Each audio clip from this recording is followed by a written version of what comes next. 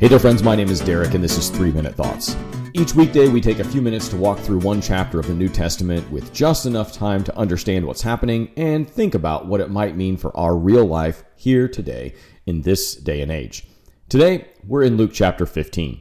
This chapter starts with a bit of a complaint. Religious leaders are watching Jesus spend time with people they would normally avoid. People like tax collectors, outsiders, people with messy reputations, and they're not impressed by Jesus spending time with them. They ask questions like, why does he welcome them? And instead of giving a direct answer, which Jesus rarely gives a direct answer, Jesus tells 3 stories. First, a shepherd with 100 sheep loses one. And instead of writing off that one sheep that wandered away, his own fault, by the way, he leaves the 99 to go and find the one that's missing. When he finds it, he celebrates. The second story he tells is of a woman who loses a coin. She searches her house carefully until she finds that single lost coin. She turns her house inside out, upside down. And when she finally finds that coin, she celebrates. And then there's a third story. And this one's a bit personal. It's a son who asks for his inheritance early. He's basically saying, Dad, I want what's mine, but I don't want you. I'm ready for you to die, so just give me what I'll get when you're dead. He leaves. He wastes everything. He ends up completely broke, not just financially, but emotionally and relationally as well. He finds himself one day feeding pigs, and that's about as low as it gets in that culture. Eventually, he decides to go home.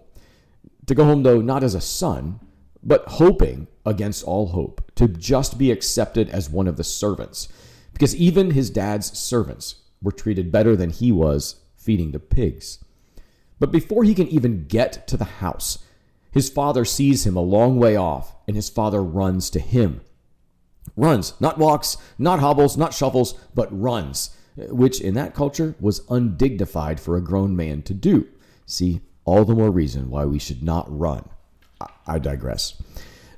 But this man doesn't care about the dignity of running.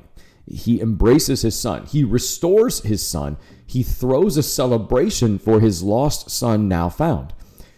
No probation period, no slow rebuild, just open-armed welcome. But then there's the older brother, the one who stayed, who's been responsible, and he's angry. Because to him, this doesn't feel fair. And the father responds, everything I have is yours, but we had to celebrate your brother who once was lost and now he's found. And that's where the chapter leaves us. No resolution to the older brother's response, just this tension, because the stories aren't just about lost things being found. They're about how people react differently and respond differently to grace. Some will receive it with relief, and others, well, they're going to resist it because it doesn't feel earned. And it brings us right into our own world. Most of us understand failure. We know what it feels like to get things wrong. But Luke 15 suggests that the bigger question isn't whether we failed, it's whether we are willing to come back. That's it for today, friends. Be well.